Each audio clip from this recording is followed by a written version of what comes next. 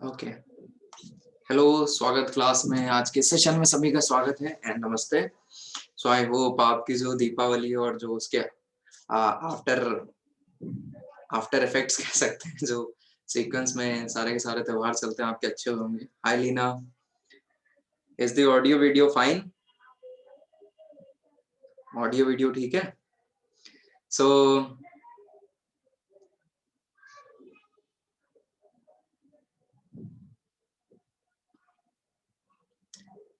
हम लोग ने जो अभी तक लेक्चर देखा माइग्रेशन का, उसमें अच्छी खासी चीजें हम लोग ने देख ली, राइट? हम लोग ने कवर कर लिया कि माइग्रेशन की थ्योरी क्या है। हेलो, माइग्रेशन की थ्योरी क्या है, this we have done in our session. उसके बाद हम लोग ने जो वर्ल्ड का माइग्रेशन हुआ है हिस्टोरिकली, वो एक लेक्चर में डिस्कस किया था। आज जो हम लोग अपना डिस्कशन रखेंगे बेसिकली इंडिया के ऊपर ज्यादा रखेंगे कि इंडिया में माइग्रेशन का क्या हिसाब किताब रहा है, ठीक है? सो आई होप आज का जो सेशन है उसमें जो माइग्रेशन टॉपिक है आज हमारा पूरा रैप अप हो जाएगा, ठीक? तो is the audio video fine? ठीक है, आवाज आ रही है, सब कुछ ठीक? Okay cool. चलिए लेट्स बिगिन। तो आज इंडिया का थोड़ा हम लोग देखेंगे। सबसे पहले हम लोग देखेंगे इंडिया में इन माइग्रेशन और आउट माइग्रेशन हिस्टोरिकली, पूरा एक सीक्वेंस में आपके सामने दे दूंगा कि कैसे क्या है। नेक्स्ट इसके बाद जो हम लोग डिस्कशन करेंगे, इसी के बाद जो बताया इन और आउट, हम लोग देखेंगे कॉन्सिक्वेंसेस क्या है माइग्रेशन के। तो सबसे पहले कॉन्सिक्वेंसेस मैं अपने साइड से आपको बताऊंगा, उसके बाद जो बुक में है थ्योरेटिकल वो बताऊंगा। जो मैं अपने साइड से बताऊंगा वो थोड़ा एक पॉजिटिव आउटलुक रखूंगा माइग्रेशन की, व्हाई माइग्रेशन इज नेसेसरी और how it is helpful, right? क्योंकि अक्सर हम लोग माइग्रेशन को नेगेटिव कोनोटेशन में रखते हैं, उस पर नेगेटिव बात करते हैं, तो ऐसा नहीं है। एक जनरल में अभी जो स्टार्टिंग में बात करूंगा वो माइग्रेशन की कॉन्सिक्वेंसेस का होगा, उसके बाद मैं कॉन्सिक्वेंसेस को ब्रॉड मैनर में समझाऊंगा। तो इस तरीके से अपना आज का लेक्चर कुछ होने वाला है। सो आज के लेक्चर में माइग्रेशन फिनिश हो जाएगा। अगर आप लोगों ने वीडियोस नहीं देखी हैं तो रिकॉर्डेड जरूर देख लीजिएगा, नोट्स बनाते रहिए, अदरवाइज एट द एंड बहुत ज्यादा मटेरियल हो जाएगा। सो कंसोलिडेट करने में प्रॉब्लम होगी और रिवीजन में प्रॉब्लम होगी। चलिए शुरू करते हैं, ठीक? ऑलराइट।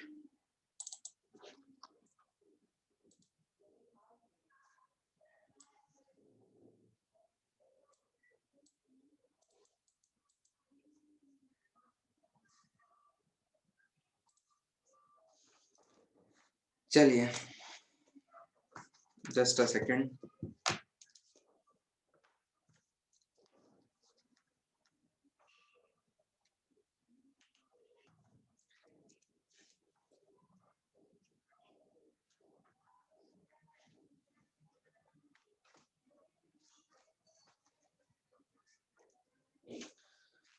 ओके, सो सबसे पहले क्या करते हैं कि इंडिया का समझ लें, उसके बाद में कॉन्सिक्वेंसेस पे जनरल लेक्चर दूं। पहले इंडिया का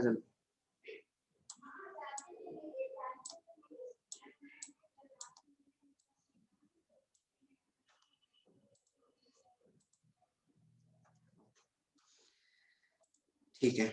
सो इंडिया का माइग्रेशन लिखिए नेक्स्ट पेज से, फ्रेश पेज से। Indian migration, Indian migration. So यहाँ एक टेबल के फॉर्म में लिखते हैं, ज्यादा बेटर होगा समझने समझाने में। तो टेबल ऐसे बनाइएगा कि आराम से चीजें आ जाए। एक तरफ देखेंगे आउट माइग्रेशन, इसी को एनसीईआरटी में लिखा है, इसके लिए शब्द है एमिग्रेंट्स, बोलते हैं एमिग्रेंट्स, एमिग्रेंट्स। और वहीं पे जो इन माइग्रेंट्स हैं, इन माइग्रेंट्स, इसको एनसीईआरटी में लिखा है इमिग्रेंट्स, इमिग्रेंट्स। और इसकी ट्रिक मैंने बताई थी याद करने की, क्या है? I for in, E for exit. तो ऐसे याद रहता है। सो देखते हैं क्या है हिसाब किताब यहाँ पे।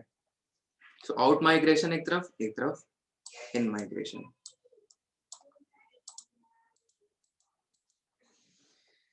तो आउट माइग्रेशन की जब हम लोग बात करते हैं तो बहुत ही एशियन टाइम से हो रहा आउट माइग्रेशन। एशियन टाइम से अगर बात करे जाए तो मौर्य एम्पायर में हुआ था। इसके बाद मौर्य एम्पायर में बड़े पैमाने पे हुआ था लोगों का माइग्रेशन धर्म को प्रसारित करने के लिए, तो रिलीजियस माइग्रेशन कह सकते हैं एक तरीके से, क्योंकि आपको पता होना चाहिए अशोक ने काफी धम्म महात्माओं जो थे उनको अलग अलग कंट्रीज में भेजा था प्रोपोगेशन कराने के लिए। सो मौर्य टाइम पे रिलीजियस माइग्रेशन ज्यादा हुआ था।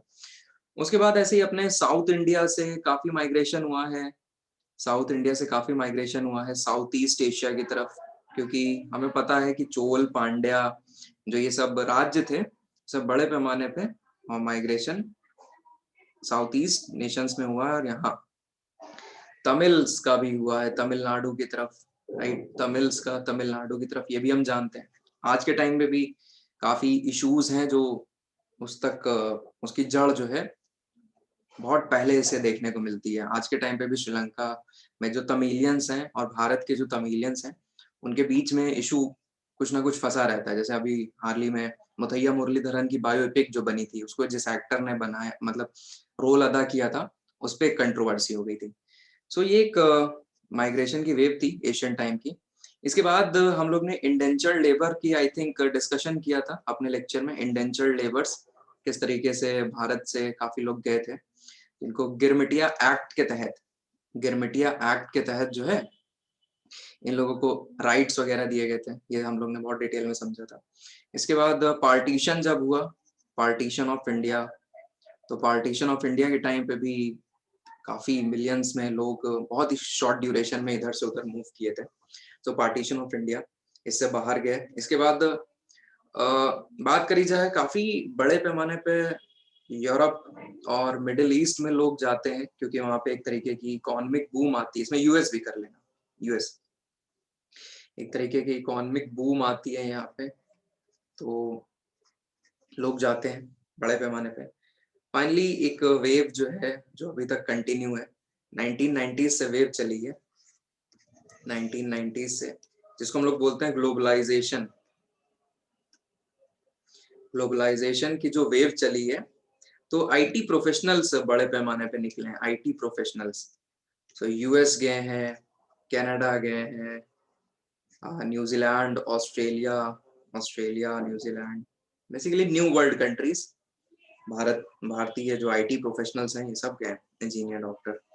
इसके बाद 70s 80s के अराउंड पंजाब के लोग कनाडा जाते हैं, अभी भी वो माइग्रेशन देखने को मिलता है, राइट। तो 70s 80s के टाइम पे पंजाब से बड़े पैमाने पे लोग जाते हैं कनाडा।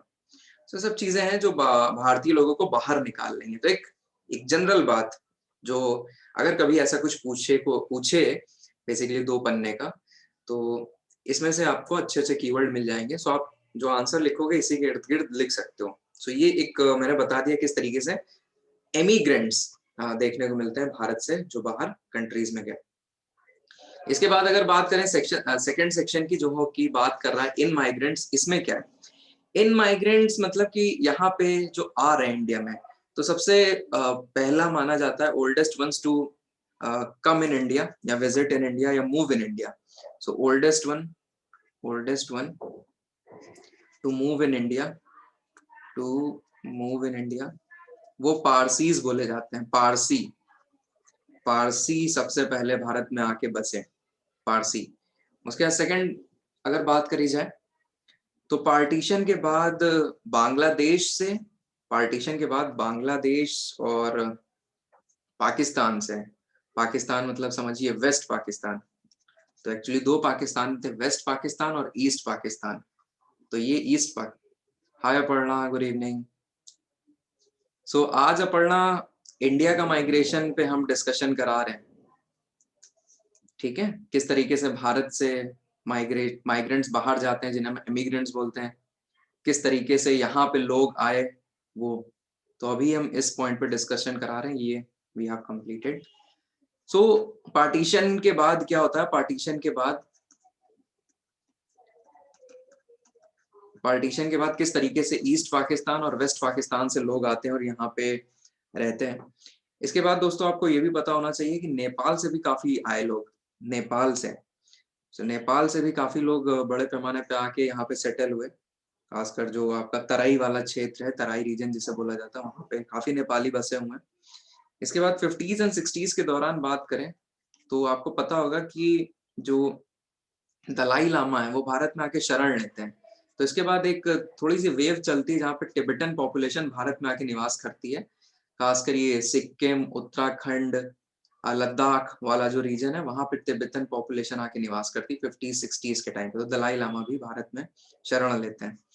इसके बाद अगर बात करी जाए, हमें पता है बड़े पैमाने पे सेंट्रल और साउथ एशिया में कॉन्फ्लिक्ट्स चल रहे हैं। तो ड्यू टू कॉन्फ्लिक्ट्स के चलते हम जानते हैं कि कई सेंट्रल एशियन कंट्रीज से लोग माइग्रेट कर रहे हैं, साउथ एशियन नेशन से माइग्रेट कर रहे हैं। तो अफगान में अफगान क्राइसिस भी देखने को मिलती है, यहाँ काफी अफगानी भी आके बसे हैं। तो सेंट्रल एशियन क्राइसिस के चलते, सेंट्रल एशियन क्राइसिस के चलते काफी बड़े पैमाने पे अफगानिस्तान से भी लोग आके बसे हैं।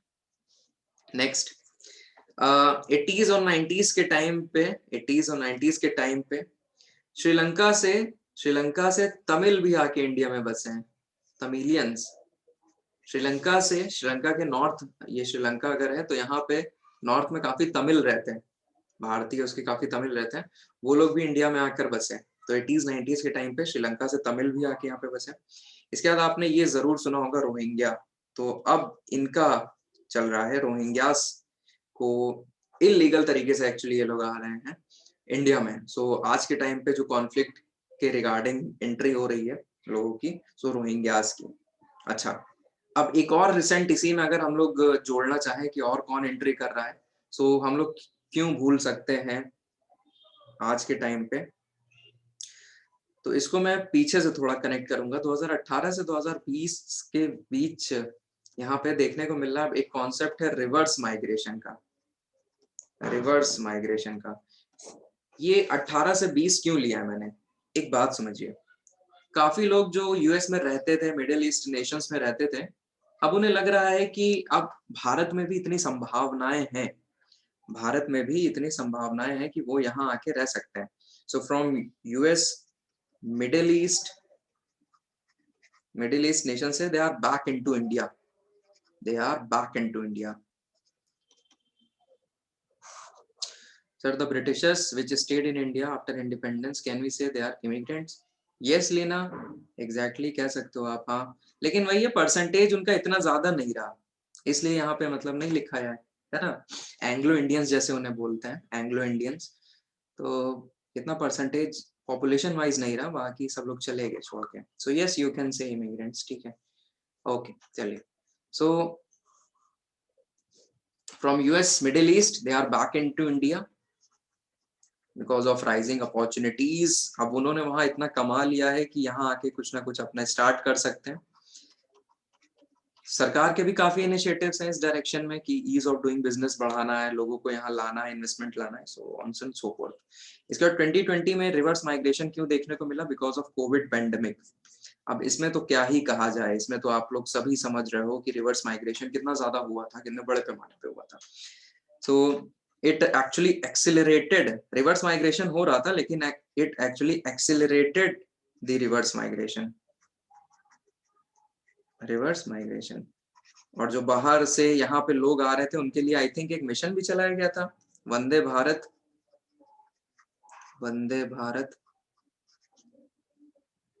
भारत मिशन। तो ये भी ऐड कर लीजिए, सब कुछ छोड़ो ना इसमें कुछ। इसके बाद आपको पता होगा भारत सरकार ने कई कंट्रीज के साथ एमओयू साइन किया, काहे का, एयर बबल बनाने का। एयर बबल मतलब सुरक्षित तरीके से हम उन नेशंस के साथ एक समझौता करते हैं जिससे कि हम वहां पे जो भारतीय फंसे हैं या यहाँ पे उनके नेशंस के लोग फंसे हैं उनको आसानी से डिपोर्ट कर देंगे। तो एयर बबल और वंदे भारत मिशन लिख सकते हो। यहीं पे सोनू सूद जी के बारे में भी लिख सकते हो, बड़ा अच्छा इन्होंने काम किया है। तो सोनू सूद को वहां जरूर मेंशन करेंगे हम लोग जीएस पेपर 4 में। तो ह्यूमैनिटी, कंपैशन, काफी क्वालिटीज इनको रख के हम सीख सकते हैं, समझ सकते हैं। बहरहाल, so this was about out migrants and in migrants related to India. तो इंडियन माइग्रेशन का जो अगर मैं एक मैप ड्रॉ करूं, और मैं चाहता हूं आप लोग भी जरूर ड्रॉ करना। पहले बताओ इतना हो गया? डन? Okay, cool. तो मेरे साथ सब लोग एक मैप ड्रॉ करेंगे। बुक में मैप है, लेकिन मुझे पता है आप लोग करोगे नहीं, इसलिए हम बनाते हैं साथ साथ, तो सही रहेगा, हम समझा भी देंगे।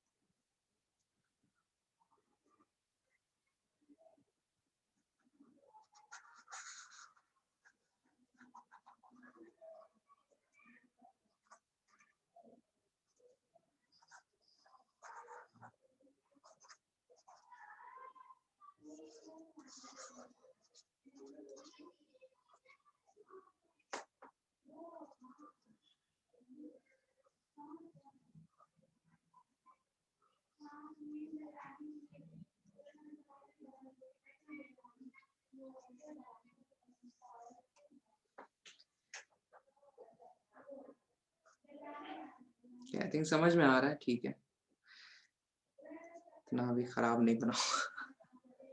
चलिए अब थोड़ा समझाते हैं इसमें। तो बेसिकली ये वर्ल्ड मैप क्या डिपिक्ट करने जा रहा है? Migration from India during historic times. Migration from India during historic time, historic times. So अपना भारत से कहां कहां लोग गए? सो यहाँ पे गए, यहाँ पे गए मतलब मलेशिया, इंडोनेशिया, ऑस्ट्रेलिया, राइट। फिर इसी को आगे ले जाओ, न्यूजीलैंड, न्यूजीलैंड, ये एक वेव इधर दिखा सकते हो। देन आप वेव दिखाइए अफ्रीका के, इथोपिया, ये सब जो कंट्रीज हैं, ईस्टर्न मोस्ट कंट्रीज, वहां पे गए, मेडागास्कर में गए। फिर आप यहाँ आइलैंड पे भी दिखाओ, यहाँ पे मॉरिशस, रियूनियन, ये सब है, राइट। ये दिखाइए। श्रीलंका में दिखा सकते हो, श्रीलंका का दिखाइए। फिर एक वेव दिखाइए यहाँ कनाडा की, कनाडा। इसके बाद कनाडा के अलग अलग पार्ट्स में बसे इंडियंस। देन वेव दिखाइए यूएस, यूएस में गए। इसके बाद वेस्ट इंडीज में काफी इंडियंस हैं, वेस्ट इंडीज, राइट। इसके बाद यहाँ दिखाइए साउथ अमेरिका में, इस तरीके से, राइट। सो एक क्या बचा है अभी? यूरोप। सो यूरोप के, वेस्टर्न यूरोप के काफी नेशंस में बसे जाके भारतीय, तो ये दिखा सकते हैं, ठीक है। So this is western Europe. England वगैरह इसी में आ गया, वेस्टर्न यूरोप इसी में मैंने कवर कर लिया है, चाहो तो बना लो इसे इंग्लैंड।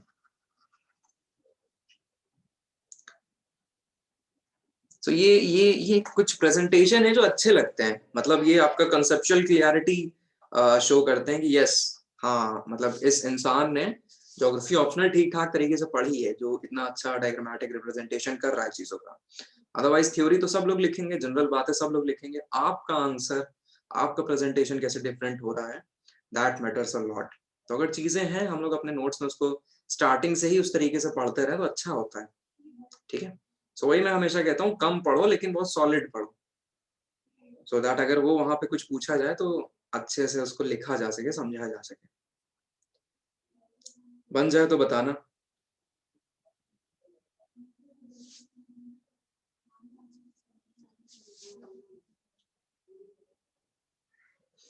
ओके, अब पढ़ना, आप नोट्स बना रहे हो। इसके बाद एक नेक्स्ट मैप बनाइए।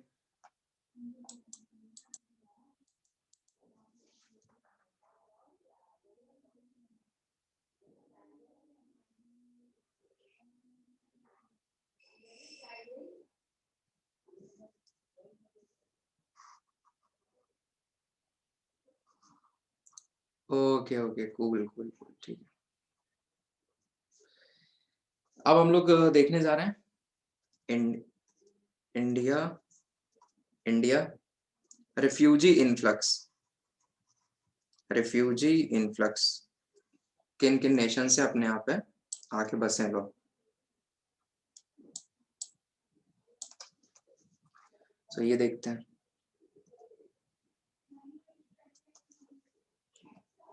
अभी जो हम लोग ने पढ़ा है ना इन माइग्रेंट्स वाला, बेसिकली वही रिप्रेजेंट करना हम लोग को इस मैप में। अफगानिस्तान से आए, हमने बताया आप लोग को, अफगानिस्तान से, पाकिस्तान से दिखाइए, पाकिस्तान से आ रहे हैं। फिर दिखाइए बांग्लादेश से आ रहे हैं, बांग्लादेश से आ रहे हैं। फिर दिखाइए म्यांमार से आ रहे हैं, म्यांमार से आ रहे हैं। फिर दिखाइए भूटान से आ रहे हैं। फिर दिखाइए नेपाल से आ रहे हैं। फिर इधर तिब्बत से आ रहे हैं, तिब्बत से आ रहे हैं। फिर क्या दिखाओगे, श्रीलंका से आ रहे हैं, राइट। ये जो आपका मैटर है, कंटेंट है, उसको एनरिच करता है, करती हैं ऐसी चीजें।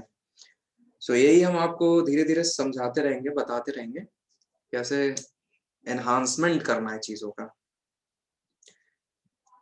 नेक्स्ट हेडिंग इसके बाद डालिए internal migrants.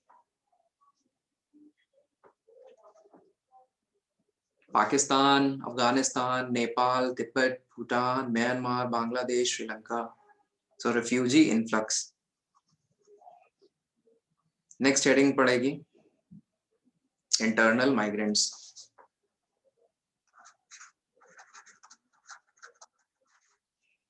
Internal migrants. Internal migrants, हम लोग अब जो टॉपिक पढ़ने वाले हैं, इसका मतलब क्या है? इसका मतलब है with in Indian territories movement होना, विद इन इंडियन टेरिटरीज जो मूवमेंट हो रहा है, विद इन इंडियन टेरिटरीज हो रहा है। इसका क्या मतलब है? दो तरीके से हो सकता है, एक तो विद इन स्टेट या फिर across the state borders, across the state borders. With in state जो होता है उसको हम लोग बोलते हैं intra state migration, intra state, across the state, inter state. Intra-state and inter-state. These are movement, these are migration. Maybe it is within a state. Maybe हो सकता है कोई लोग लखनऊ में रहते हो, बनारस शिफ्ट कर दिए हो, कर गए हो, राइट। या फिर कुछ लोग हो सकता है लखनऊ से मुंबई शिफ्ट कर दिए हो, पूना शिफ्ट कर गए हो। जो ये सेकंड वाला एग्जांपल है, it is under the across the state border, it is an example of inter state migration. ठीक है। अब इसके रीजंस क्या हो सकते हैं, इसके अब रीजन समझने की कोशिश करते हैं। रीजंस, रीजंस की अगर बात करी जाए तो मे बी ये हो सकता है दे मूव्ड एट बर्थ, जन्म के साथ ही कोई मूव कर गया हो, पैदा होने के टाइम ही मूव कर गया हो।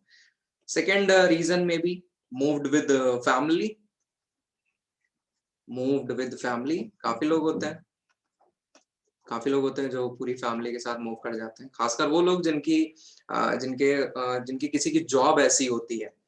हाँ बिल्कुल, एम्प्लॉयमेंट, किसी फादर की अगर ऐसी जॉब है कि उनका ट्रांसफर होता रहता है हर अगले स्टेट में, तो काफी मूव करते हैं हम लोग। मैंने भी खुद काफी लोगों से बात करी हुई है, तो पूरा भारत एक तरीके से अच्छा खासा देख लेते हैं।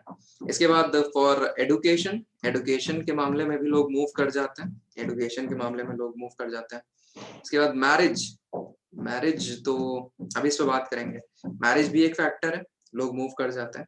लोग क्या, बेसिकली मैरिज में लड़कियां मूव करती हैं, विमेन, फीमेल्स, माइग्रेशन मैरिज में होता है। क्योंकि इंडिया में जो सिस्टम है वो ये है कि शादी के बाद गर्ल्स को मूव करना होगा नए लॉस के घर में, राइट। हस्बैंड के साथ रहना होगा। इसके बाद है जॉब या एम्प्लॉयमेंट, जॉब एम्प्लॉयमेंट। इसके बाद बिजनेस, बिजनेस एक्टिविटीज या ट्रेड एक्टिविटीज के लिए भी लोग माइग्रेट करते हैं। सो ये मोटा मोटा रीजन है कि है क्या मूवमेंट हो क्या रहा है, मूवमेंट हो क्यों रहा है।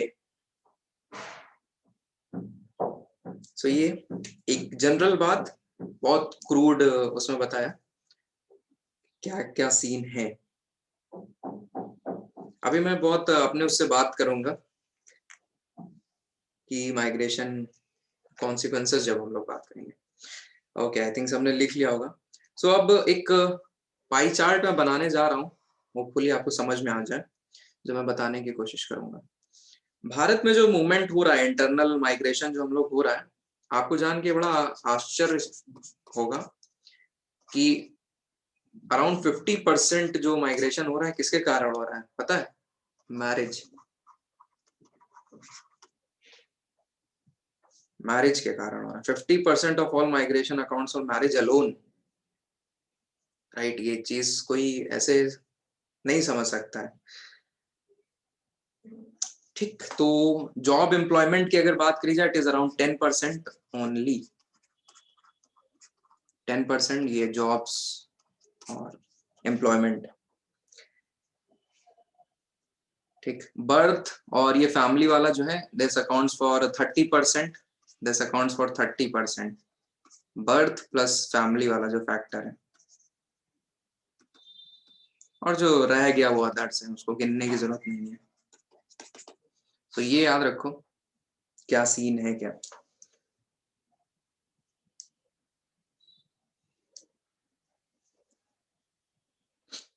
तो ये बात हुई एक जनरल बात कि इंटरनल माइग्रेशन और उससे रिलेटेड कुछ डेटा, कुछ फैक्ट्स आपके सामने, राइट।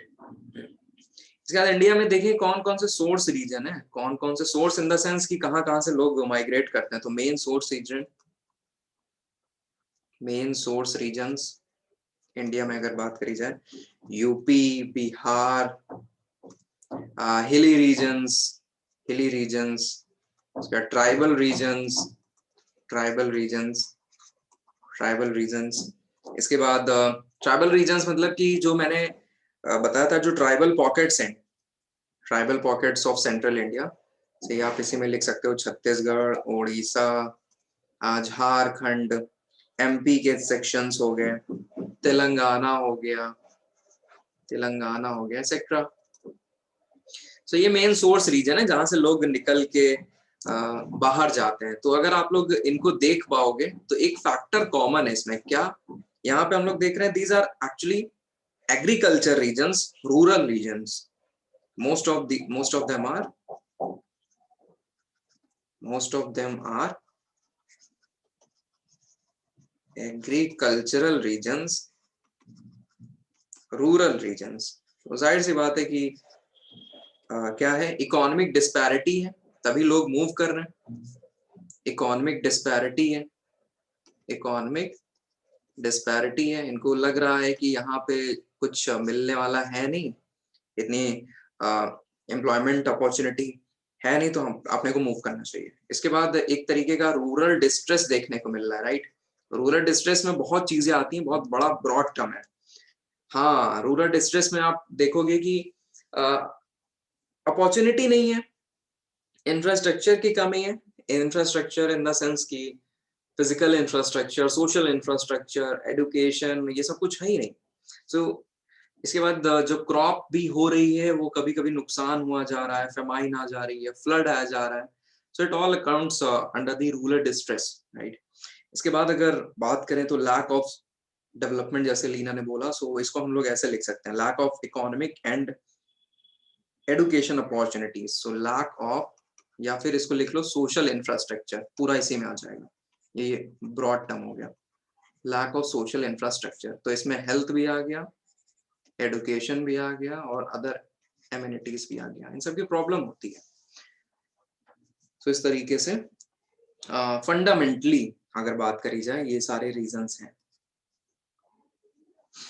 मूवमेंट के। इसके बाद डेस्टिनेशन रीजन्स कौन कौन से हो सकते हैं? सोर्स रीजन की तो बात कर लिया हम लोग ने। So what may be the destination regions?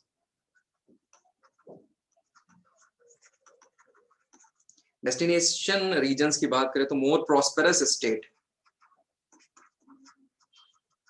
more prosperous state, it may be Maharashtra, Gujarat, Delhi exactly. इसके बाद तमिलनाडु, वेस्ट बंगाल, इन सबको, आंध्र प्रदेश, ठीक है, काफी हैं, देख सकते हो। ऐसे जनरल माना जाता है कि यहाँ पे ज्यादा अपॉर्चुनिटी है।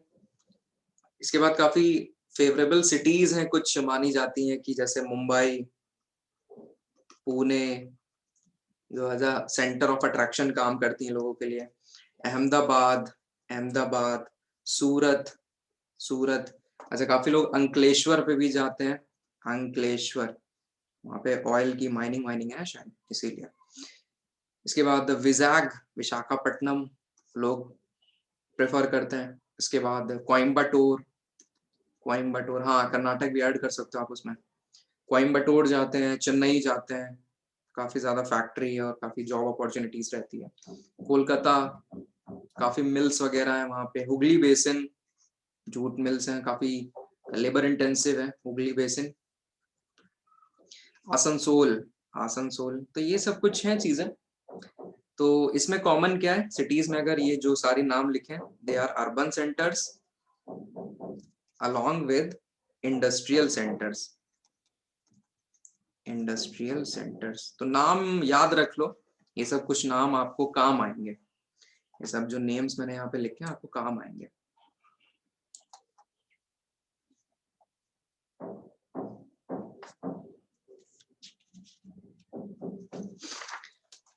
तो ये जो पहला पार्ट मैंने आप लोग को बोला था स्टार्टिंग में, ये हो गया समाप्त। अब मैं कॉन्सिक्वेंसेस ऑफ माइग्रेशन पे बात करूंगा। पहले मैंने बोला था कि I will give you a more positive outlook of migration, right. इसके बाद जो थ्योरी है माइग्रेशन के कॉन्सिक्वेंसेस की, वो मैं पढ़ाऊंगा। तो सबसे पहले आई थिंक सबने लिख लिया होगा इतना। अब ने हेडिंग पड़ेगी आपकी consequences of migration, consequences of migration. So consequences of migration बहुत ही जबरदस्त चीज है, अपना अपना लोगों का तरीका है समझने का, तरीका है समझने। बहुत ध्यान से सुनिए इस चीज को सुनो सब लोग। ये जो बात अब यहाँ पे होने वाली है ना, अक्सर हम लोग जो माइग्रेशन है उसको हमारे दिमाग में एक्चुअली बैठा दिया गया, पिक्चर बैठा दी गई है कि माइग्रेशन इज बैड। हमारे हमारे जहन में ही ये चीज बैठा दी गई है कि जब भी माइग्रेशन पे हमसे कोई बात बोलेगा तो हम माइग्रेशन का बोलेंगे कि जो है गलत चीज है, नहीं होनी चाहिए, लोगों को जहां है वहीं रोक देना चाहिए, सबको ट्रम्प बन जाना चाहिए। सो अभी जो फर्स्ट हाफ में थोड़ा लेक्चर दूंगा, सो माइग्रेशन के मैं थोड़ा पॉजिटिव आउटलुक समझाऊंगा, ठीक है। किस तरीके से माइग्रेशन, माइग्रेशन को आप अपने शहर में रह के दूसरे यहाँ पे आ रहे हैं और आपका कब्जा कर रहे हैं, ऐसे मत सोचो। आप एक खुद माइग्रेंट के तौर पे सोचो एक बार।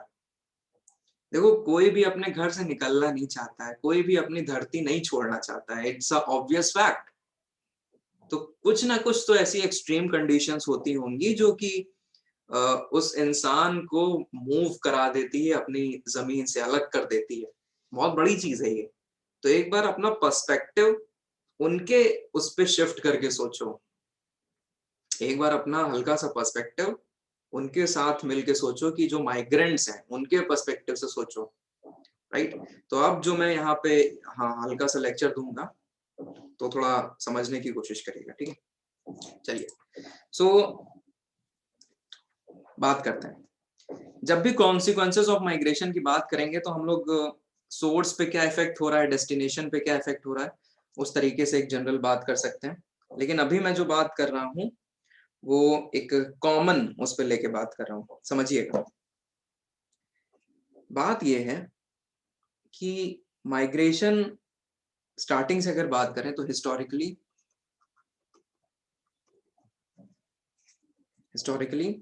migration has been responsible, migration has been responsible for cultural dispersion, कितना अच्छा शब्द है, cultural dispersion, dispersion, DISPERSION, dispersion मतलब स्प्रेड। इसके बाद growth and expansion of civilization, growth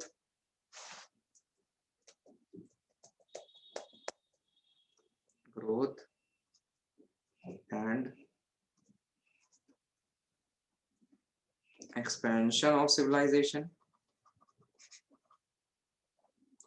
trade, technology, diffusion। तो ये कैसे हो पाया? माइग्रेशन के तो कारण हो पाया है।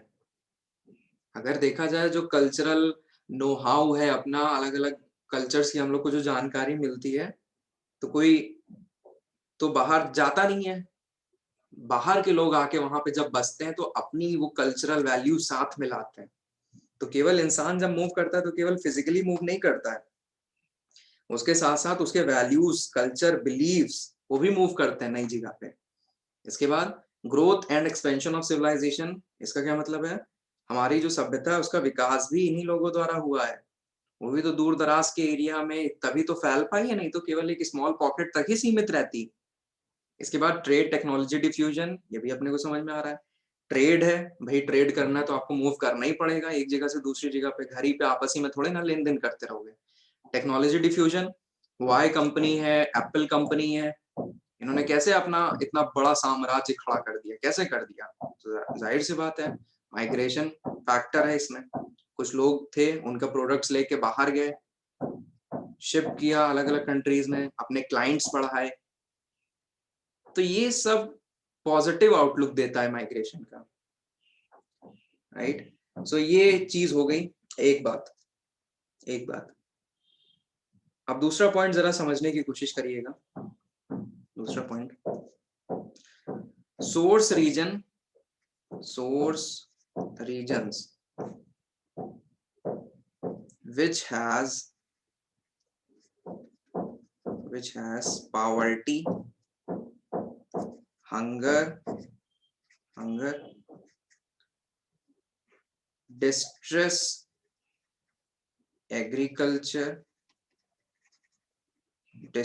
agriculture, limited economic opportunities,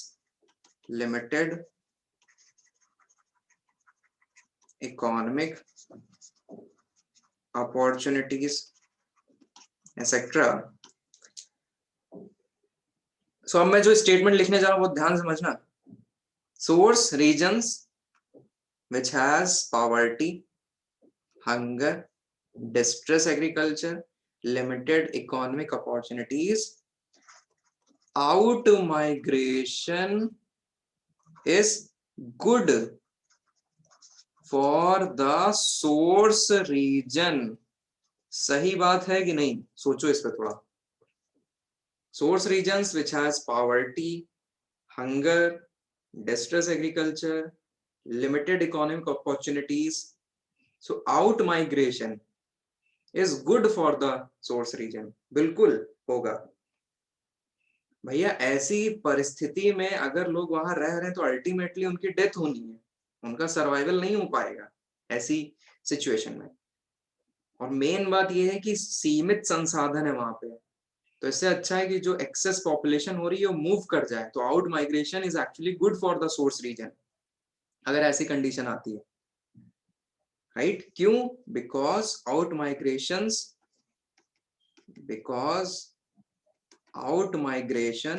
decongest, because out migration decongest the strained economy,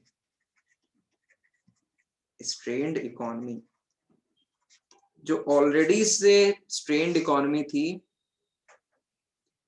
नहीं लीना, पूरे के पूरे लोगों का नहीं मूवमेंट, एक्सेस, मैंने शब्द बोला ना, excess population, right, excess population. हाँ, एक्सेस पॉपुलेशन जो वहां पे सरवाइव कर ले रही है वो तो ठीक है, लेकिन जो नहीं कर पा रही है उनका मूव कर जाना ही सही है। हाँ, तो हम क्या कह रहे थे? Because out migration decongest the strained economy. Decongest मतलब डीकंजेशन, एक होता है कंजेशन ढेर सारी गाड़ियां सड़क पे आ जाए तो कंजेशन है। डीकंजेशन क्या है? वही ढेर सारी गाड़ियों को आपने सड़क से हटा दिया, मात्र 3-4 गाड़ियां हैं, सो डीकंजेस्ट आपने किया। वैसे ही जो ऑलरेडी स्ट्रेन्ड इकोनॉमी थी, मतलब जो प्रॉब्लमैटिक इकोनॉमी थी, जो प्रॉब्लम चल रही थी वहां पे, इतने ज्यादा एक तरीके से देखें तो लोग बहुत ज्यादा थे, उस तरीके से इकोनॉमी उनको केटर नहीं कर पा रही थी। तो अब क्या हुआ, ये डीकंजेस्ट हुई जब लोग वहां से मूव कर गए। तो इसको ऐसे भी हम समझ सकते हैं, it it relieves the pressure on the limited resources,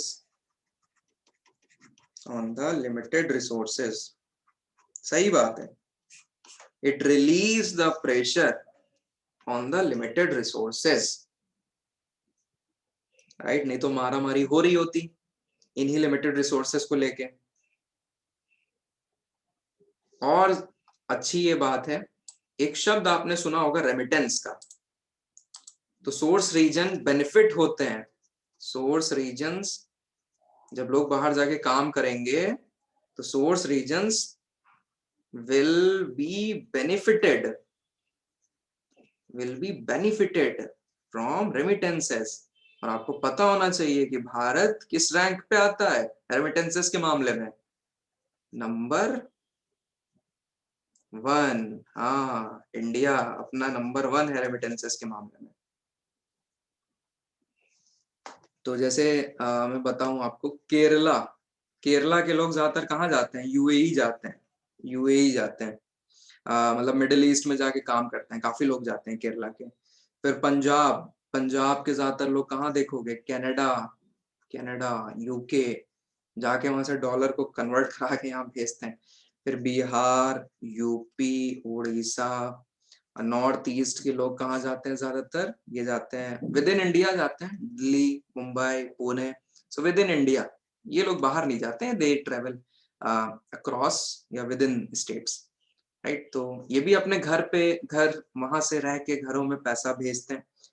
सो इस तरीके की जो इकोनॉमी होती है, दैट इज रन ऑन या दैट बेनिफिटेड फ्रॉम रेमिटेंसेस, जो मैंने यहाँ पे लिखा है, इसको जरा आप लोग नोट करके लिख लीजिएगा। इट इज नोन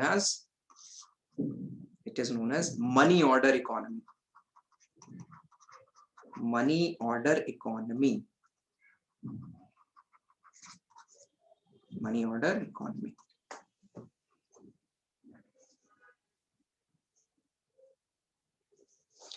अच्छा, डेस्टिनेशन रीजन में क्या कॉन्सिक्वेंस होगा?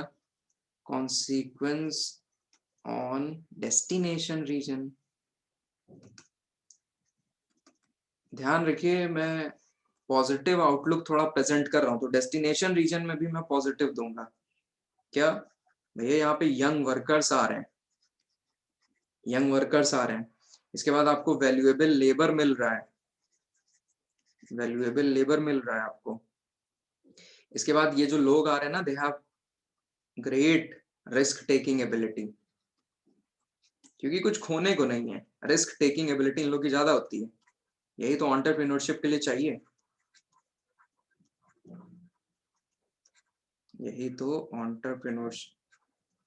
चाहिए, रिस्क टेकिंग एबिलिटी ज्यादा होती है, और यही लोग हैं जो इनोवेशन भी अच्छा खासा करते हैं। So young workers, valuable labour, risk taking ability, innovation, so ये सब क्या है? It is actually positive for economy के लिए अच्छी बात है ये तो। इसके एग्जाम्पल कोई है क्या? बहुत एग्जाम्पल है। मुंबई माइग्रेंट्स से ही इतना आबाद हो रखा है, बेंगलुरु, यूएस, कनाडा, हाँ बिल्कुल चीप लेबर, कनाडा, न्यूजीलैंड की इकोनॉमी, ऑस्ट्रेलिया की economy, right? So they are at large benefited from the migration।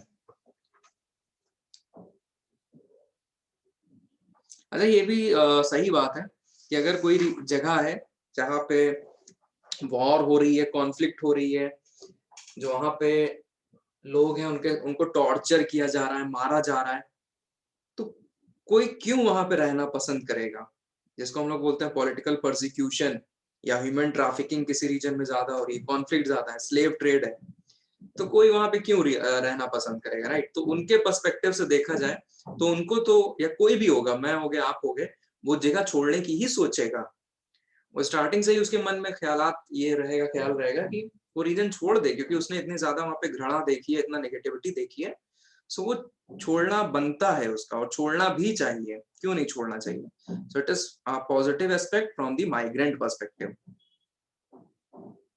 So rural से अर्बन जो लोग आ रहे हैं, तो हम लोग उनको क्यों गलत ठहराएं? जब आपने वहीं पे अपॉर्चुनिटीज नहीं क्रिएट करी है, तो भाई मूव तो करेगा इंसान। तो ये उनकी गलती नहीं है, it is actually a problem of administrative setup. तो ये सरकार की गलती मानेंगे हम लोग, क्यों नहीं आपने वहां पे इनफ एम्प्लॉयमेंट अपॉर्चुनिटीज क्रिएट करी जैसा आपने शहरों में कर रखा है? मे बी रीजन कुछ और हो सकते हैं, बट बाय एंड लार्ज कुछ तो किया जा सकता ही है, कि अभी तक भी ऐसा नहीं है कि कुछ नहीं कर सकते। सो ये मूवमेंट, सॉरी, ये जो माइग्रेंट्स का मूवमेंट है, इसको रोकने के लिए या कम करने के लिए सरकार विफल होती नजर आती है, इसलिए लोग माइग्रेट करते हैं, ना कि अलग अलग और उनको शौक है इस चीज का। बहरहाल by and large I think मैं अपनी बात समझाने में सफल रहा, थोड़ा बहुत आपको जो जानकारी दी। तो it can be actually better address by urban planning. Urban planning आप करो, इनइक्वलिटी को रिड्यूस करो, तो ये सब कुछ काम है जो किए जा सकते हैं। तो ठीक है, ये मैंने एक जो बात बोली, तो ये अपने साइड से चीजें एड ऑन कराई थी। अब मैं थ्योरी पे जा रहा हूँ, जो प्रॉपर थ्योरी चलती है कॉन्सिक्वेंसेस ऑफ माइग्रेशन की। सो कॉन्सिक्वेंसेस ऑफ माइग्रेशन, अब ये जैसे मैंने बोला था, सेकंड हाफ शुरू होगा थ्योरी वाला थोड़ा। सो कॉन्सिक्वेंसेस ऑफ माइग्रेशन वो भी था, लेकिन वो थोड़ा पॉजिटिव आउटलुक था आज के टाइम पे, ये थोड़ा बुकिश है। समझते हैं कि क्या क्या सीन है। सो कॉन्सिक्वेंसेस ऑफ माइग्रेशन की बात करें, तो इसको मैं क्या करूंगा कि पांच पांच हेडिंग्स में समझाऊंगा, ठीक है? तो सबसे पहला है demographic consequences. Demographic consequences, demographic जब भी शब्द है, इसका मतलब समझना पॉपुलेशन से रिलेटेड है। सो डेमोग्राफिक कॉन्सिक्वेंसेस क्या होंगे भाई? अपना पूरा का पूरा डेमोग्राफिक जो फैक्टर है पूरा चेंज हो जाएगा, एज स्ट्रक्चर चेंज हो जाएगा। कहाँ का? दोनों का, सोर्स और डेस्टिनेशन रीजन का। इसके बाद सेक्स कंपोजिशन चेंज हो जाएगा, सेक्स कंपोजिशन चेंज हो जाएगा। मैंने आई थिंक यहाँ बताया भी था कि जो मेल्स हैं वो कम हो जाएंगे सोर्स में, और रीजन में मेल्स बढ़ जाएंगे, तो सेक्स कंपोजिशन चेंज हो गया। फिर फर्टिलिटी रेट जो है किसी रीजन और डेस्टिनेशन का, फर्टिलिटी रेट चेंज हो जाएगा।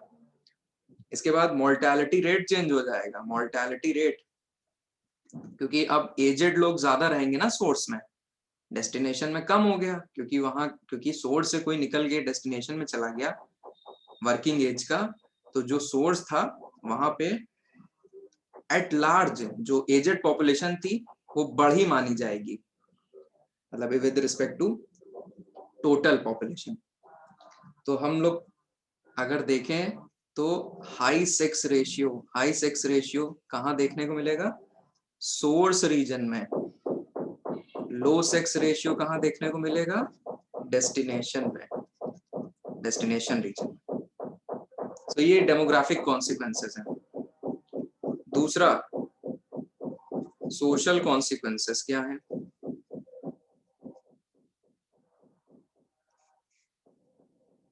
बाजू वाले घर में थोड़ा कंस्ट्रक्शन का काम चल रहा है, इसलिए थोड़ा सा आवाज का वो है, बट उधर मत ध्यान देना, मेरी आवाज ही पे ध्यान दो। सोशल कॉन्सिक्वेंसेस, सोशल कॉन्सिक्वेंसेस की बात करें तो अभी जो जस्ट मैंने बताया कि क्या लाते हैं ये लोग अपने साथ, माइग्रेंट्स ब्रिंग अबाउट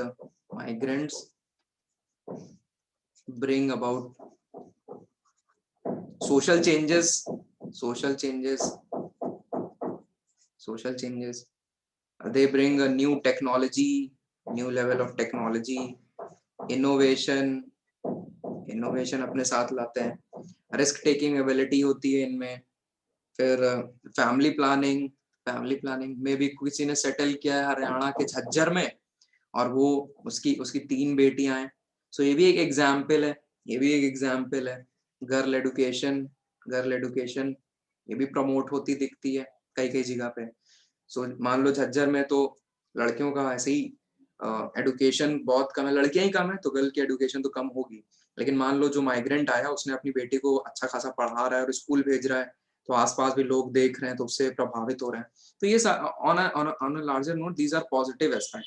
अच्छा, इसका नेगेटिव एक्सपेक्ट भी हो सकता है, सोशल कॉन्सिक्वेंसेस अगर बात करी जाए क्या, एनोनिमिटी, एनोनिमिटी ये काफी होता है।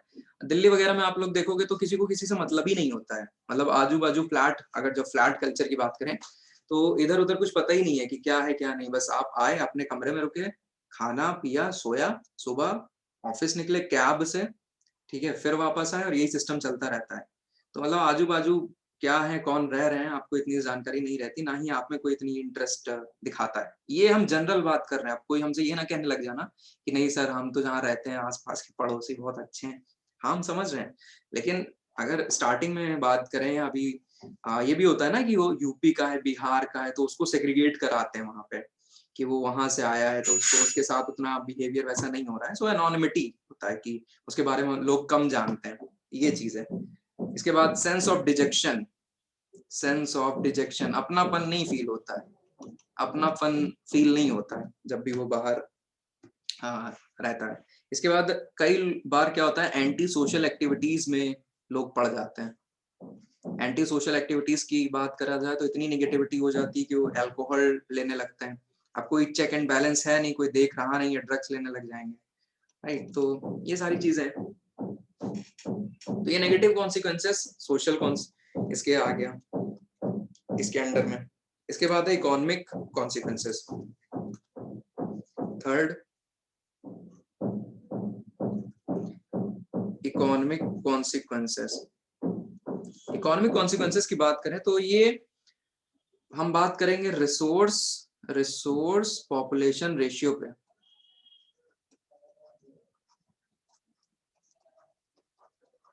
रिसोर्स पॉपुलेशन रेशियो मतलब क्या है, पॉपुलेशन के हिसाब से अगर रिसोर्सेज अच्छे हैं तो ऑप्टिमम पॉपुलेशन, वेरी गुड, ये कॉन्सेप्ट हम लोग पढ़ चुके हैं। लेकिन अगर ओवर पॉपुलेटेड है, अंडर पॉपुलेटेड एरिया है, राइट, तो फिर थोड़ा दिक्कत आ सकती है। तो हम लोग क्या एक आइडिया सुझा सकते हैं, if people migrate from overpopulated area to underpopulated area, it will result in balancing of RPR। सबको समझ में आया? कितना अच्छा कॉन्सेप्ट, देखिए कीवर्ड में हम लोग बात कर रहे हैं, इधर उधर नहीं घुमा रहे हैं, सीधे कीवर्ड। लेकिन नए नए शब्द आ रहे हैं, resource population ratio, over populated, under populated हम लोग ऑलरेडी पढ़ चुके हैं, लेकिन उसको हम लोग ने यहाँ पे कनेक्ट कर लिया। तो ये अगर आप लोग इकोनॉमिक कॉन्सिक्वेंसेस में ऐसे लिखोगे, ऐसे शब्दों में बात करोगे तो अच्छा प्रभाव पड़ता है। अदरवाइज ये जीएस पेपर 1 का आंसर लगने लग जाएगा। तो जीएस पेपर 1 में भी ज्योग्राफी पढ़ते हैं हम लोग, ज्योग्राफी ऑप्शनल भी पढ़ते हैं। सर दोनों में डिफरेंस क्या है? डिफरेंस ये है कि आपको जो टर्मिनोलॉजी है, जो कीवर्ड है, वो ज्योग्राफी वाले ज्यादा यूज करना है यहाँ पे, सो दैट जीएस और ऑप्शनल में हम लोग सेग्रीगेशन बैठा सकें। तो वहां पे आप रिसोर्स पॉपुलेशन रेशियो मत यूज करने लग जाइए जीएस में, वहां पे ऐसे ही कॉमन चलाइए। तो आई थिंक इकोनॉमिक कॉन्सिक्वेंसेस समझ में आ गया। इसी में हम लोग ये भी समझ सकते हैं, ब्रेन ड्रेन काफी होता है, ब्रेन ड्रेन, दिमाग खराब नहीं है। सो ब्रेन का ड्रेन होना ये मतलब नहीं कि दिमाग खराब हो रहा है, ऐसा नहीं है। मतलब कि इंटेलेक्चुअल क्लास है, साइंटिस्ट, इंजीनियर और ये जो गोल्डन कॉलर जॉब्स वगैरह ये सब है, ये लोग बाहर माइग्रेट कर जाते हैं, बेटर इकोनॉमिक अपॉर्चुनिटी मिलती है, ज्यादा सैलरी मिलती है, तो लोग वहां मूव कर जाते हैं। तो it is called brain drain, ना कि दिमाग खराब होना, ठीक है। सो इकोनॉमिक कॉन्सिक्वेंसेस ये हो गया। इसके बाद रेमिटेंसेस भी इसी में लिख लो, ये भी तो इकोनॉमिक ही है, रेमिटेंसेस, राइट। सो रेमिटेंसेस और रेमिटेंसेस भाई जाहिर सी बात है, जब किसी सोर्स रीजन में किसी फैमिली को कोई भेजे, मतलब वहां की फैमिली को कोई भेजेगा, so it can be use for purchasing food, repayment of debt, repayment of debt, है ना, लोगों ने कर्जा ले रखा होता है तो डेट। इसके बाद ट्रीटमेंट, ट्रीटमेंट, इसके बाद मैरिज, मैरिज। सो जो पुरानी फिल्में होती हैं उसको पूरा आप सोच सकते हो कि भाई गया है कमाने, घर में बिन ब्याही बहन है, माँ है, पिता बेड पे पड़े हैं, माँ चूल्हे में रोटी बना रही है। सो वो सब चीजें आप विजुलाइज कर सकते हो, right. So remittances can be use for that purposes too. इसके बाद education etcetera. So I hope you got the point कि रेमिटेंसेस कैसे इकोनॉमिक कॉन्सिक्वेंस है। Alright, cool. इसके बाद the fourth point is environment. Alright, fourth point is environmental consequences. Environmental consequences, environmental consequences की बात करें तो अपने को समझ में आता है कि भाई जब भी इन माइग्रेशन होगा, अब इसमें कोई दो राय नहीं है, इसमें कुछ दो राय नहीं है, जब भी इन माइग्रेशन होगा it will put ट्रेमेंडस, it will put tremendous pressure, tremendous pressure on existing infrastructure, right, on existing infrastructure.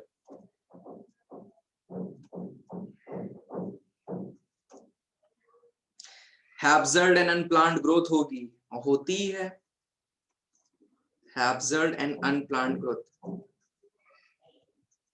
unplanned growth। Slums वगैरह नहीं आ जाते हैं, सुना होगा, स्लम्स वगैरह आ जाते हैं, झुग्गी झोपड़ियां एक सेक्शन में बनने लग जाती है, फिर लोग वही रहने लग जाएंगे, तो इसकी वजह से पॉल्यूशन होता है, प्रॉपरली चीजें वेस्ट वगैरह जनरेट होता है, वाटर कंटामिनेशन होता है। तो हम लोग इसको स्लम्स में ज्यादा अच्छे से पढ़ेंगे, अभी बस स्लम्स लिख के यहाँ छोड़, ठीक है। सो ये हो गए। इसके बाद लास्ट एक अदर कॉन्सिक्वेंसेस, जो भी आपको अब समझ में आए उसके लिए यहाँ पे स्पेस बनाए रखिए। अदर कॉन्सिक्वेंसेस, अदर कॉन्सिक्वेंसेस में ये है कि एक चीज समझनी चाहिए आपको, deep impact, deep impact on the status of women.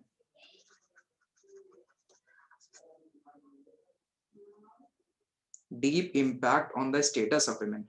भाई हम मान लो रूरल टू अर्बन माइग्रेशन हो रहा है, तो आदमी चला गया शहर में पैसे कमाने को, अब जो घर में महिला रह गई पीछे, राइट, तो उस पे बहुत इम्पैक्ट पड़ता है, मेंटली काफी ज्यादा इम्पैक्ट उस पर पड़ता है, राइट। मतलब 6-6 8-8 महीने नहीं आ रहा है घर, ऐसे ही बात हो रही है, नहीं हो रही है, सो एक थोड़ा साइकोलॉजिकल भी इम्पैक्ट होता है वेमेन पे, ठीक।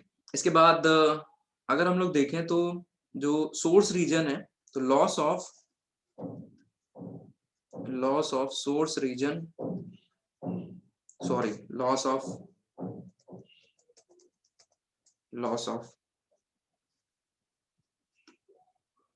Human resources, loss of human resources की कमी होती है कहाँ, in the source region, source region में लॉस ऑफ ह्यूमन रिसोर्सेज, सही बात है, ये देखने को मिलता है। अब एक डब्बा बना के एक चीज लिख लो आप लोग, डब्बा बना के, streams of migration, streams of migration 2011 का data, rural to rural, rural to urban, urban to urban, urban to rural, सबसे ज्यादा कौन सा होगा, एनी गेसेस?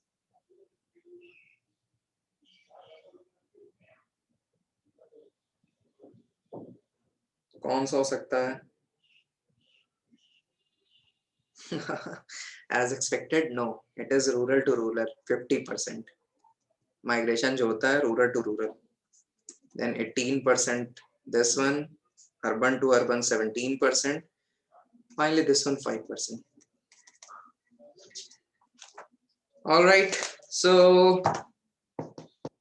अच्छा, इसके इसके इसके कारण समझ लो क्या है। इसके कारण है, सबसे बड़ा कारण मैरिज। अब समझ में आया कुछ? मैरिज, गांव में गांव की ही लड़कियां ज्यादातर शादी होती है, तो वो बड़ा फैक्टर है, बड़ा फैक्टर। इसके बाद एग्रीकल्चर लेबरर्स, वो भी एक गांव से दूसरे गांव में काम करते हैं। Casual employment, casual employment, right. Green revolution ने ही काफी कुछ ऐसा कर दिया कि डिस्पैरिटी आ गई है, तो एक जगह से दूसरे गांव में लोग मूव करते हैं खेत के रिलेटेड। ऐसे ही सबसे अच्छा एग्जांपल है plantation in West Bengal and Assam. वहां पे भी तो लोग आते हैं गांव से, आसपास के गांव से और दूर दराज के, वहां काम करने, राइट। सो ये है। चलिए ठीक है, अब मैं बुक ओपन करवा दूं आपको, फिर उसमें कुछ मार्क करवा दूं, आप लोग पढ़ लेना। Alright, so check out your awesome book. Which one? Khullar. तो खुल्लर निकालिए भैया, खुल्लर।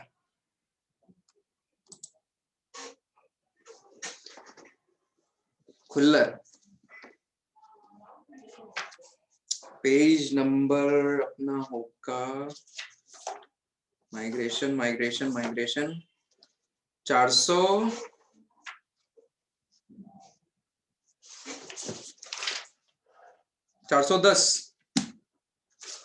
410 निकल गया सब। कब बुक आ गई, पेज नंबर पे पहुंच गए, 410 पेज नंबर। ऑल राइट, समझिए, ध्यान दीजिए। आउट माइग्रेशन लिखा है पहले कॉलम में, out migration. So instances of Indians migrating to other countries have been noticed in the historical times. In fact, migration by Indians to other countries has a long history. During the reign of Ashoka the Great, Buddhist religion popularization, 19th century Indians, Mauritius, Burma, Sri Lanka. इसके बाद नीचे आइए, the first group of Indian laborers consisting of convicts and criminals were transported from Kolkata in 1815 to work in transplantation, to work in sugarcane field. ये सब हो गया। फिर इसी पैरा में second line, there is a big colony of about 8000 Indians in Reunion island near Mauritius, large number of Indians West Indies. Next paragraph, Indians also migrated to different countries of Africa during 18th 19th centuries। Arab traders है, इसी में है work there as labourers, this agriculture purpose to work in their plantation to provide labor force for constructing railways। एक quick read up मार लेना। Next column में आइए, page 410 के नेक्स्ट कॉलम में, Kenya, Uganda, Tanganyika, Mozambique, Tanzania, Zimbabwe, Somalia and so on and so fourth. इसके बाद जो डब्बा बना है ना, डब्बा देखो जरा, 3 वेव्स ऑफ इंडियन डायस्पोरा, जो बॉक्स बना हुआ है पेज 410 में। इसमें देखिए, first wave took place during the British period. Large number of laborers were sent to Mauritius, Caribbean island. फिर यहाँ डार्क में लिखा है girmit act, that is also known as Girmitiya act, right? So इस पे हम लोग ने बात करी थी। Second wave, migrants went to settle in the neighboring countries like Thailand, Malaysia, Singapore, South East Asia, East Asia में निकले। Oil boom in West Asia इसी में है। नीचे आप देखोगे तो लिखा है, this trend is still continuing in the 1970s. There was oil boom in West Asia. Entrepreneur, professional businessman सब चले गए। इसके बाद third wave, high profile professional move कर रहे हैं, ब्रेन ड्रेन हो रहा है, USA, Canada, UK, Australia, New Zealand, Germany, so on and so forth, right. So ये एक बात हुई। इसके बाद 411 पे, 411 उसके सेकंड फर्स्ट कॉलम में second para, since 1970s highly educated skilled professionals, अभी जस्ट जो हम लोग ने बात की। फिर 411 में सेकंड कॉलम में पहली लाइन है, problem of brain drain, right. ये हम लोग ने अभी कीवर्ड इस्तेमाल किया था, ब्रेन ड्रेन। तो ये हो गया। फिर जो एक फिगर बना हुआ है, migration from India during historic times, ये आप लोगों ने बना लिया, ये हमने बनवा दिया आप लोग के नोट्स में, ठीक है, आप अलग से बनाने की जरूरत नहीं है, ये आपका हो गया। इसके बाद देखिए, पार्टीशन ऑफ इंडियन सब continent and international migration, page 412 पे आइए, पेज 412। और यहाँ पे जो मैप बना हुआ है, फिगर बना हुआ है, पार्टीशन ऑफ इंडियन सब कॉन्टिनेंट, इंटरनेशनल माइग्रेशन।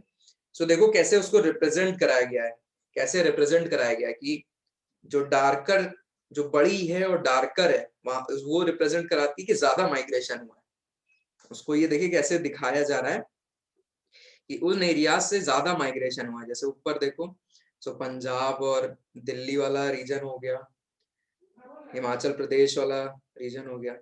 सो यहाँ पे बड़ा एरो दिखाया गया, राइट। सो ये बात हो गई। इसके बाद पेज 14413 पे आइए। यहाँ पे देखिए अब टॉपिक शुरू हो गया इन माइग्रेशन। तो अभी क्या था, आउट माइग्रेशन, अब इन माइग्रेशन। तो अगर आप लोगों ने अभी जस्ट हमारा लेक्चर किया है, स्टार्टिंग में मैंने 2 कॉलम बना के, टेबल बना के एक्चुअली ये करा दिया आपको, इन जस्ट मैंने पूरा करा दिया है। तो अगर लेक्चर अटेंड किया है, सुना है, तो आपका ये सब हो चुका है। बस ये एक बुक में है चीजों को समझने का। तो वही मैं कह रहा हूँ, बुक से ज्यादा है कोशिश करो कि हमारी क्लासेस ना छूटने पाए आपकी, क्योंकि ये जो बुक वाला काम है ना, ये हम खुद ही लेक्चर में कर देते हैं, तो ज्यादा समझ में आएगा। बहरहाल इन माइग्रेशन जरा देखिए। The present day population of India consists of descendants of people who migrated to this country at different prehistoric time.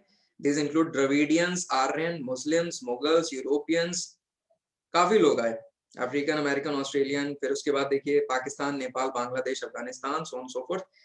कितने लोग, अगर बात करें भारतीय कितने बाहर रह रहे हैं, तो देखिए वेस्टर्न एशिया में जो टेबल बनी है, टेबल 12.1, वेस्टर्न एशिया 86.4% लोग निवास कर रहे हैं इस तरीके से। नेक्स्ट पेज आइए, 414 refugee influx into India. Although India has not signed the 1951 refugee convention, बहुत इंपॉर्टेंट चीज है, इसको जेनेवा कन्वेंशन भी बोलते हैं। This particular thing is also known as Geneva Convention. So Bharat ने साइन नहीं किया है, बट स्टिल हम लोग इतने बड़े दिल वाले हैं कि काफी नेशन से जो यहाँ पे लोग आ रहे हैं वो यहाँ रहते हैं। हम लोग उनको निकाला नहीं है, ये चीज समझिए। हम लोग ने किसी को भी निकाला नहीं है, जो यहाँ है तो है। ऐसे देखिए, तिब्बत, अफगानिस्तान, श्रीलंका, म्यांमार, बांग्लादेश, वही page 414, first column, last para. The estimated figures say that there are more than 3 lakh refugees in India. 3 lakh refugees in India still जो रह रहे हैं, making India one of the top 25 refugee recipients in the world. इसके बाद 414 का second column में Tibetans, Afghans, Sri Lanka, Myanmar, Bangladeshi, Chakma refugees, word important है, Chakma refugees, Bangladeshi. Fourth point पे म्यांमार देखो, उसमें रोहिंग्या लिखा हुआ है, Rohingya Muslim. 2017 nearly 40,000 Rohingya Muslims illegally entered into India from Myanmar. इस पर हम लोगों ने डिस्कशन किया। तो बांग्लादेश से चकमा रिफ्यूजीज आप नोट कर सकते हो। इसके बाद 415 पहला column, reverse migration, reverse migration, right. तो ये है। इसके बाद इसी में इंटरनल माइग्रेशन है, इतना पढ़ने की जरूरत है नहीं, बट मन करे तो देख लेना।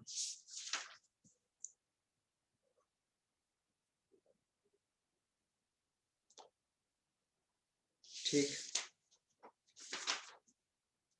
इसके बाद page 420, page 420 consequences of migration है। Demographic consequences, social consequences, economic consequences, environmental consequences, other consequences. ठीक, इसके बाद पेज 422 पे देखोगे माइग्रेशन स्ट्रीम्स, उसमें सेकंड कॉलम में जो पहला पैरा है, बेस्ड ऑन द रूरल और urban nature of the place of birth and the place of enumeration, internal migration can be further classified into 4 migration stream: rural to urban, urban to urban, rural to rural, urban to rural। यही जो अभी हम लोग ने just बात करी। So page 423 में देखो, वो बना है ना टेबल, रूरल टू रूरल 50%। तो ये रूरल टू रूरल में क्या आता है, ये आपको 422 पेज में पता चलेगा। तो एक क्विक रीडअप मार सकते हो आप लोग। और जरा पेज एक बार वो भी ओपन कर लो, हम ये भी दिखा दें जो मैरिज वाली बात थी।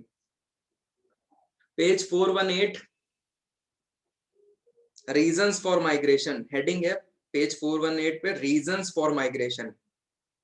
उसमें देखिए work, employment, marriage, education, bold करके लिखा है ना। मैरिज मिला, अपढ़ना आपको मिल रहा है सब, क्योंकि आपकी बुक डिफरेंट है एडिशन। अपढ़ना रीजंस फॉर माइग्रेशन, उसमें मैरिज एक है।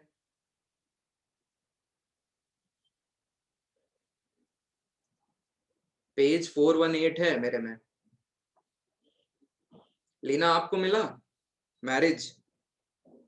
In 2011, marriage accounted for 49% migration. Okay, अब पढ़ना आपको मिल रहा है. Reasons for migration, पेज 418 है मेरे में. चलो ठीक है, देख लेना. जो भी कोई डाउट हो, कोई बात हो तो मेरे से पूछ लीजिएगा. ठीक है. So that is all for today and for particular this topic. अब नेक्स्ट जो हम लोग शुरुआत करेंगे, वो बात करेंगे हम लोग रेसेस ऑफ ह्यूमन काइंड. उस पर कल्चरल बात करेंगे. ठीक है. सो कैसे इंसान का पूरा सिस्टम हुआ, कैसे वो माइग्रेट किया, कैसे क्या लैंग्वेजेस हैं, कल्चर है, उसको अब हम लोग पढ़ेंगे. सो रेसेस एंड कल्चर अब नेक्स्ट कल से हम लोग डिस्कशन करेंगे. ठीक है. सो जितना पढ़ाया है पढ़िए, ध्यान रखिए. Bye bye and take care. Bye bye.